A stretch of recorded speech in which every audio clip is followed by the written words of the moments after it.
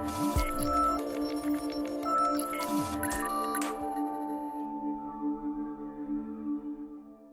evening. Welcome and thank you for joining the Northeast Carpenters Apprentice Benefit Awareness webinar. My name is Pete Tanya and I am the Executive Director of your benefit funds. This is our first seminar where we wanted to review your benefits in a summary fashion to make you aware of the benefit entitlements you will earn as a union carpenter. We would like to have had this seminar in person, and we almost had it back in March at the Apprentice School in Edison. But we too are adapting to the current economic and social environment and are overjoyed in the response we received and the number of you that chose to join us tonight in this remote version of the seminar. A recent survey by Polygenius uncovered major gaps in Americans' understanding of basic health terms. The survey stated that only 4% of Americans are able to correctly define all four terms that define how much they would personally have to pay for medical services and drugs that they receive under their health insurance plans. And our goal tonight is to provide you a basic understanding of who the benefit funds are, what we do for you, and describe your access not only to medical benefits, but also your retirement benefits. Our agenda tonight is pretty simple. We will review with you three main departments of the fund office. Firstly, on the panel with me tonight, we have Ian Rook. Ian is the Edison Fund Office Fund Director, and he will review with you a number of slides of how the collections department works for you. Next, we'll have Michela Gramiak, who is the Medical Manager, and Michela will describe how to qualify for health coverage and the different medical benefits that you will be entitled to, and the different insurance providers and carriers that provide you your medical benefits. And then Junior Camacho will review the pension and annuity benefits. He'll describe to you your pensions, how they're calculated, and how you can qualify for your pension, and also describe your annuity account and how it is calculated and how you have access to it. And lastly, we'll host a question and answer period where we will try and answer any questions that you may have. If you have questions during the presentation, please type them into the question box. This slide is showing examples of where you will find the question box, depending if you're using a home laptop computer or a mobile device. The fund staff will be monitoring the questions during the presentation, and we will answer as many questions as we can at the end. Because we've had an overwhelming response to this seminar and so many people in attendance, we may need to filter and limit some of the questions. So if your question is not listed and answered, we will try and follow up with you directly in the next couple of days, or you can communicate with the fund staff directly, either through email, chat with us on the website, or call us at the fund office. This next slide provides you a quick snapshot of how the benefit funds are governed. There are four funds: the Health Fund, the Pension Fund, the Annuity Fund, and the Apprentice Fund. And each fund has its own board of trustees who manage them. They are also called trust funds because they have a governing document called the Trust Agreement, which dictates how the trustees can oversee the funds. There are an equal number of trustees from the union and the employers who sit on these boards, and they engage with accountants, attorneys, and actuaries to help them make informative decisions on how best to direct these funds. And in the bottom right corner, you'll see the fund's address and contact information. The fund staff and the office administers the benefits according to how the trustees and professionals have designed them. And this slide shows you how the benefit funds fits into the equation of being a union carpenter. In the top left, you'll see Joe Carpenter. Joe works for an employer who pays him his weekly wage. The wage is determined by the type of work you are performing and the CBA that you are working under. Also, the year and level of apprenticeship determines how much you earn as a wage. So after the contractor pays you your wages, they will then pay your fringe benefit package to the benefit funds. For each hour that you work, they will pay a respective fringe benefit contribution. And they pay that to the collections department. Fringe benefits are also sometimes called contributions. And part of the fringe benefit package are your health contributions, HRA contributions, pension contributions, and annuity contributions. And these are all paid into the collections department, who then processes them and puts them into your respective accounts. And here you see the fund's website address, ncf.carpenters.fund. Remember, So always check out the Fund website and download the Funds app for benefit information and important announcements. Also, you can use the new chat feature to connect with a staff member during normal business hours. It kind of works like the instant messenger. And here we've listed the instructions on how to log on to the website if you've never done so. We've created a username for you and a default password, which you'll have the ability to change after your first time. We've also developed a short video that you can watch, and that will explain how to log in and change your password. Hopefully, everyone is reading the monthly newsletter to stay up to date on the latest fund news, announcements, and benefit reminders. We know how exciting you find benefits, so we have limited the newsletters to just a few pages of important and relevant information. We encourage you to at least review it and read up on the articles that are important to you. And also, if you're on social media, please follow us on Facebook and Instagram. And this slide shows you different apps that you have at your disposal that can make your lives easier. First, we have the Funds app, which provides you easy access to the Funds website and your profile. Then we have the Funds HRA app, where you can submit receipts for out-of-pocket medical expenses. Then you've got the Independence Administrators app, and this is your Blue Cross carrier that provides you the majority of your medical benefits. And lastly, a really cool tool is the MD Live app. And here you can access physicians through your mobile device and seek a medical physician visit from the luxury of your own home. So that concludes my introduction for this evening, which now sets the stage for this evening's agenda. And now I'll turn the presentation over to Ian Roog. Thank you, Pete. Good evening. My name is Ian Roog, and I'm the New Jersey Fund Director for the Northeast Carpenters Funds. I will be reviewing the collection of contributions, your vacation benefit, and how the collections department functions. The collections department is the engine that drives the fund office. This department collects contributions from the signatory contractors that you work for. They allocate those contributions to the proper internal funds. They administer the vacation benefit, as well as administering and tracking incoming and outgoing reciprocal transfers between funds. It is extremely important to track your work hours and the contributions that have been received on your behalf. By utilizing the fund's website, ncf.carpenters.fund, you have the ability to see in real time what contributions have been received. By monitoring your work hours and contributions, you have the ability to discover any hours discrepancies and notify the fund so we can then track down and collect contributions that are owed on your behalf. This is an example of what you will see when you log into the member portal on the fund's website. This dashboard has been designed so you have an easy way to see your census information, health fund eligibility, your accrued pension benefit, investing status, and most importantly, your work history, where you can monitor your work hours that have been contributed by your employers.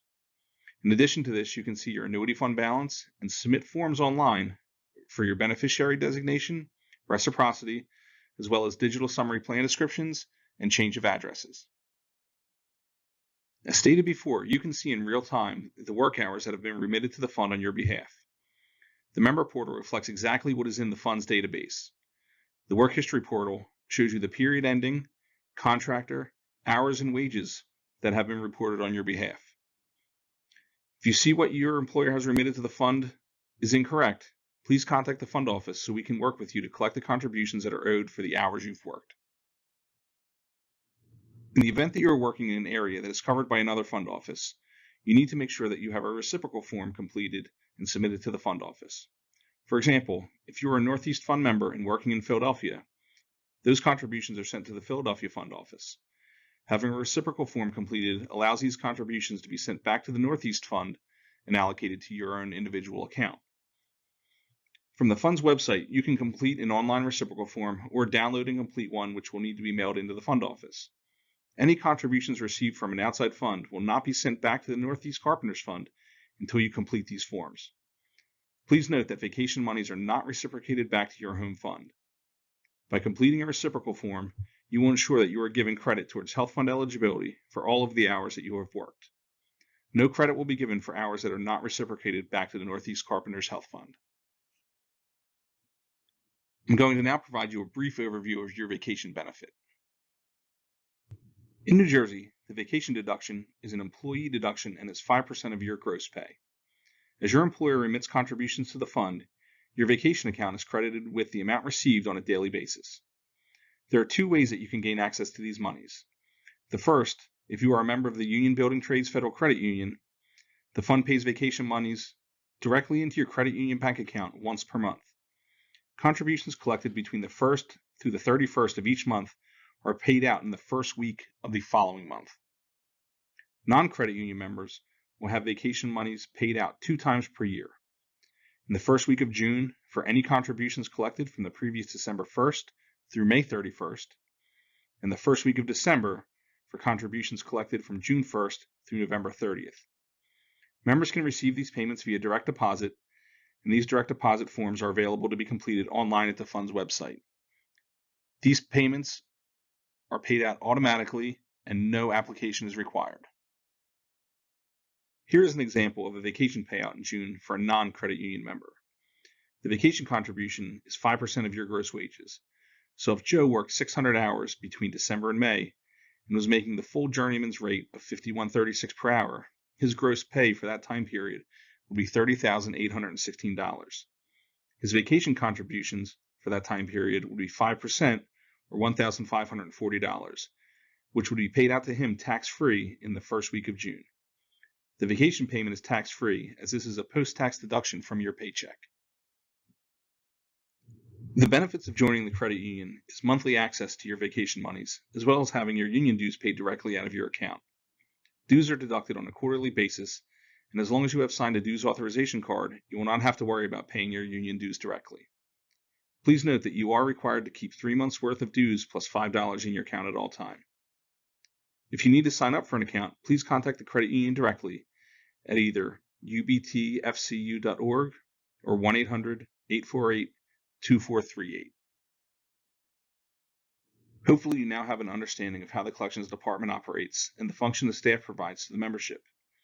If you only take one thing from this review, I hope that it is to continually monitor your work hours for any discrepancies and reach out to the fund in the event that the hours you work do not match what your employer has contributed.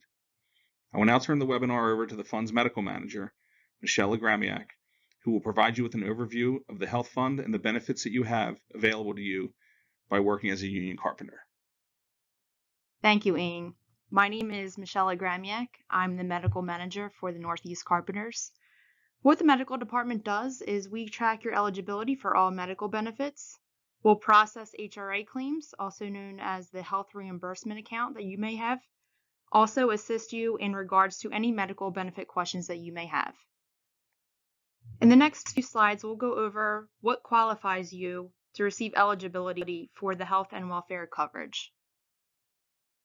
There are 2 eligibility periods during the course of the year, with 2 coverage effective dates of April 1st and October 1st. To become eligible for benefits for the April 1st start date, you would either have to work 600 hours between July 1st to December 31st, or work 1,200 hours from January 1st to December 31st. For the October 1st effective date, you would have to work 600 hours between January 1st to June 30th, or work 1,200 hours between July 1st to June 30th. For the shop and casino carpenters, the hours differ slightly.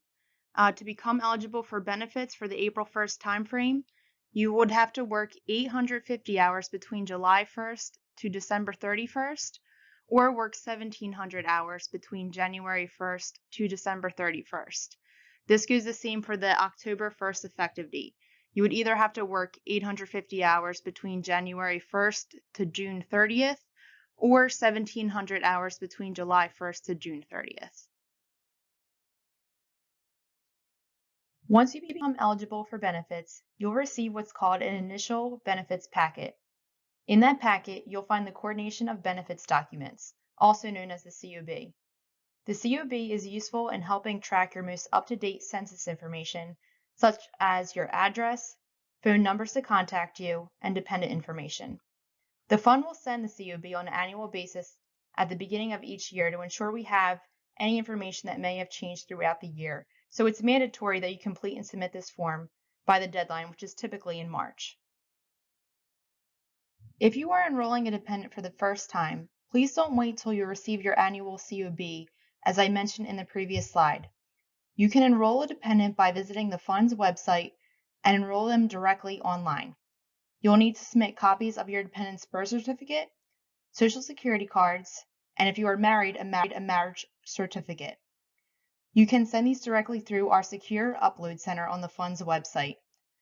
Keep in mind, if you are adding your spouse to the coverage and your spouse is offered coverage through their employer, they will need to take their employer's coverage as primary, which means the fund's coverage would become secondary. It is important to make sure the fund office has the most up-to-date beneficiary information on file. You can view your beneficiary information by visiting the web dashboard. If you need to make changes to your beneficiary information, you can do so by downloading the form on the website. In the next few slides, we will review the vendors that are associated with your benefits. Your medical coverage is through independent administrators. Behavioral health is through mental health consultants, also known as MHC. Your prescription coverage is through Express Scripts, also known as ESI. And your supplemental HRA is administered through your very own fund office. Once you become eligible for benefits, please look out for these 3 cards in your mail. The first one that you will receive is your blue HRA card. The other 2 are your medical insurance card through independent administrators and Express Scripts card for your prescriptions. Let's start by going over your medical benefits through independent administrators. The Health Fund offers you a preferred provider plan, also known as a PPO plan through independent administrators. With the PPO plan, you'll have access to any in-network doctors and hospitals nationwide. With that, should you decide to travel or go on a vacation, you'll have access to 600,000 in-network doctors and over 6,100 hospitals in the United States. You can access your medical benefit information through independent administrators by visiting the website, call the toll-free number, or download the app directly to your smartphone. I highly recommend downloading the app once you receive your medical card. This way, your ID card, benefit information, medical history, and claims information will be stored directly on the app should you lose your card or need to look up your information. There is also other information such as health tips and tools that you can check out on the website and app as well. When and if you have received any type of medical service, you might ask yourself, well, how much do I owe? Which we will go over in the next few slides. Your medical plan is from April 1st to March 31st every year. For office visits, you'll be responsible for a $10 copay. For ER visits, the copay is $100 unless you are admitted. All preventative care, such as wellness visits, vaccines such as the flu shot, and screenings are covered at no cost. Your out-of-pocket max for in-network benefits is $1,000 if it's only yourself on the coverage, and $2,000 if it's yourself and any other dependents. Please keep in mind that any money you spend out of network will not count toward your out-of-pocket maximum, and you will be balance billed for that service. What you see here is called an explanation of benefits, also known as an EOB. If you seek medical treatment of any kind, you'll receive an EOB by mail anywhere from a few days to a couple weeks after receiving treatment. Don't be worried when you receive this EOB. It's not a bill. What you may want to look out for here is if you see any types of service that you did not receive. If that happens, you can simply call the funds office and we can assist you with your questions or concerns to make sure they get resolved. MHC offers services for behavioral health, such as individual or family counseling, mental and nervous conditions, and substance abuse. You can check out a list of their services directly online by visiting their website at mhconsultants.com. And like your medical plan, there is a $10 copay for any services you receive with MHC.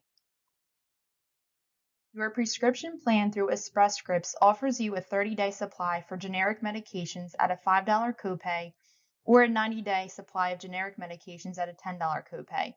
For brand name or specialty medications, whether it's a 30 or 90-day supply, you'll be responsible for 20% of that cost for that medication, which will be considered your copay.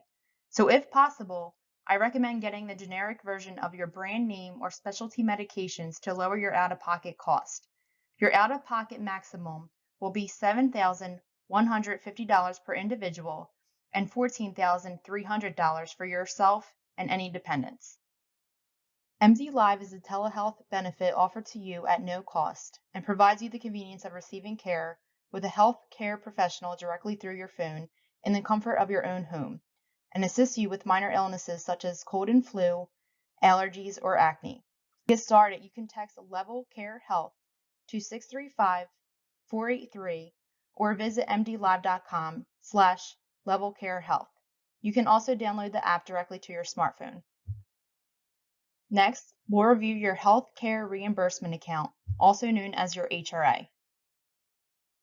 Your HRA will help you cover those gaps in coverage that you would normally pay for out of pocket, such as premium and copay costs associated with your medical and prescription benefits. Your HRA contributions will be funded tax-free by the fund office, and unlike other spending account programs, your HRA is not a use it or lose it policy, which means your balance will roll over year to year. There are a few ways you can access your HRA money and your benefit information. You can use your HRA Blue Card like you would a regular credit card for any HRA eligible expenses, which means approved transactions will be directly debited from your HRA account. You can also visit the web portal or use the mobile app to view your HRA claims or check your HRA balance and transactions. In order to access your HRA information, you'll need a Carpenter-specific login. Directions to do so are right here in the presentation, which you will receive a copy of at the end of the presentation. Directions are also located on the fund website. Here's a list of expenses that are covered by your HRA.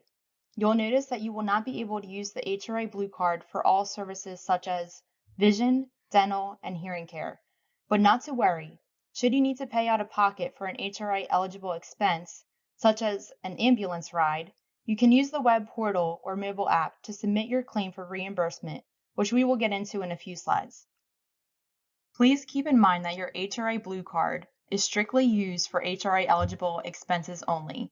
Here's an example of some things that are not covered by your HRA. Here's a breakdown of a transaction when you use your HRA Blue Card.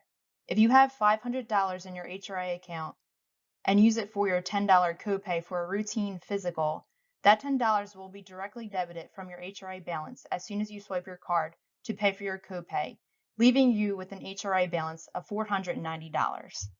Here's an example of what happens when you wish to be reimbursed for an HRA eligible item or service.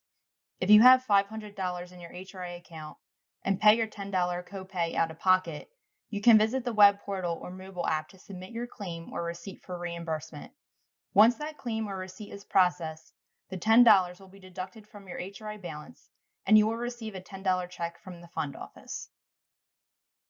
That said, starting January 1st, 2021, you will be able to receive your HRA reimbursements directly to your bank account. You can update your direct deposit information by visiting the HRA page on the fund's website at ncf.carpenters.fund. Please note, this will be mandatory starting January 1st.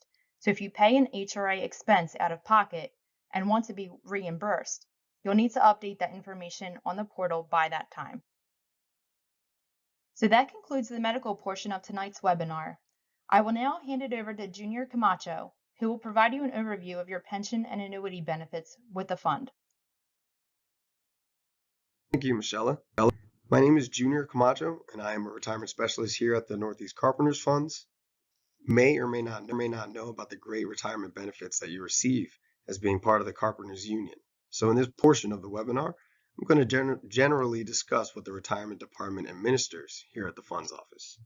Some of the responsibilities include, but are not limited to, administering your pension and annuity plans, generating year-to-date statements, which must be requested by you, the participant, scheduling pension appointments for future retirees. Overall, the retirement department ensures that your pension and annuity funds are accurate and comply with the governmental statutes. Your pension plan serves as a defined benefit plan where your employers make contributions on your behalf. Your pension value is determined by a calculated formula based on accruals. We'll discuss this in more detail about these calculations in future slides. It should be known that all pension payments are payable for life, and you will receive these payments once a month on the 1st of every month. Vesting and credited service. Becoming vested is very important when it comes to your pension. Being vested means that you have an entitlement to your pension upon your eligible retirement date, no matter if you stop working. Well, how do you become vested? To become vested, you need 5 credited years of service. Determining how you earn a credited year is simple. It is based on the amount of hours worked. You get 1/10 of a year credit for every 100 hours. If you want a pension credit for the year, you need to have worked at least 1,000 hours. You may not earn more than 1 credit per year, but you may continue to work as many hours as you want, as it may help with your health coverage and add more contributions toward your pension and annuity benefit. If there is a span of 5 years with no hours recorded and you have not already become vested, you will experience what we call a break in service, and you will lose your pension value that has been accrued thus far. Pension calculations. You may be wondering exactly how the fund calculates your pension value. Well, 18% of your gross wages will be contributed by your employer to your pension fund. The amounts contributed by the employer vary based on how much you are actually working. The pension value rate is at 1%. So of that 18% which is contributed, your monthly value will be 1% of said amounts. So here's a good example. We have Joe wages, and he works an average of 1,000 hours per year for his career, making $50 per hour. His gross pay per year is $50,000. Each year he works, his employer contributes 18% of his gross, which would be $9,000 per year, to the pension fund. For each year this occurs, Joe's monthly pension increases by $9, as this is 1% of $9,000. If Joe works the same amount for 30 years, his monthly pension amount would be $2,700, as this is 1% of the total lifetime contributions of $270,000 that were made on his behalf. I do want to stress that the example before is just that. It is just an example, and obviously if you'd like to work more than 1,000 hours, we have an example here. If Joe wages works an average of 2,000 hours per year for his career, making $50 an hour, his gross pay per year is $100,000. Each year he works, his employer contributes 18% of his gross, or $18,000 per year, to the pension fund. For each year this occurs, Joe's monthly pension increases by $180, as this is 1% of $18,000. If Joe works the same amount for 30 years, his monthly pension amount would be $5,400, as this is 1% of the total lifetime contributions of $540,000 that were made on his behalf. So it is encouraged, if you'd like to work more, obviously, than the 1,000 hours, you're only increasing your pension value. The annuity plan. Unlike your pension, your annuity is a defined contribution plan. Similar to the pension plan, your employer will make contributions to this account upon you working. Instead of a monthly lifetime value like the pension, you will have an overall balance.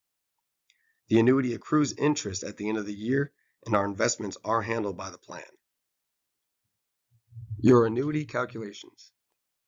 10% of your gross pay is contributed to the annuity fund.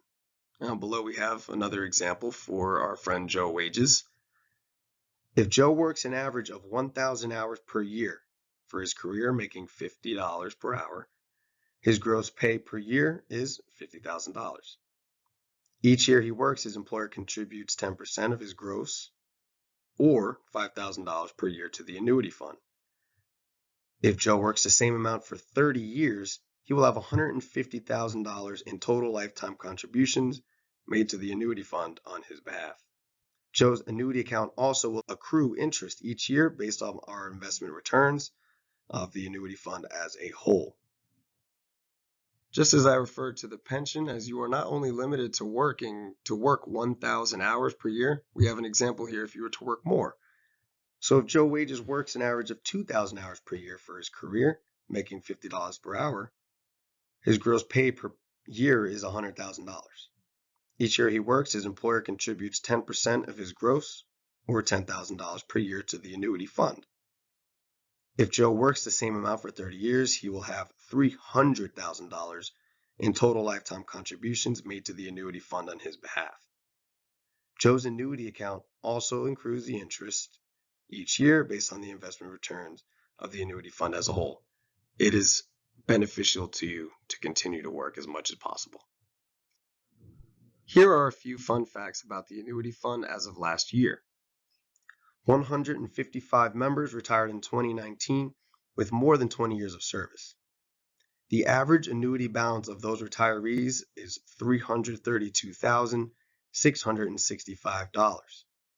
Now this ranges from amounts down to $1,168 all the way to $1.2 million. 55 members actually retired with a balance greater than $400,000. Annuity hardship withdrawals. I want to reiterate that the accounts being explained in this webinar are in fact for retirement. However, there is an accessible feature for a member to apply to make a withdrawal from your profit sharing account. This type of withdrawal obviously is called the hardship withdrawal. There are 6 types of hardship withdrawals that the fund is allowed to provide you if you're eligible to do so.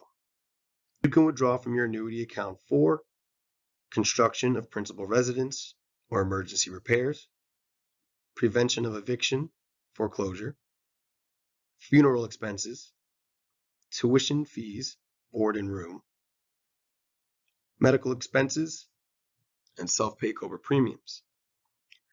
I also want to emphasize that these withdrawals are not guaranteed. Please contact the fund office to learn of your eligibility and applying. With that being said, the annuity hardship withdrawal is a great feature. However, it should really be used for a last resort for emergencies. The more you withdraw, the lesser your amount in the annuity becomes.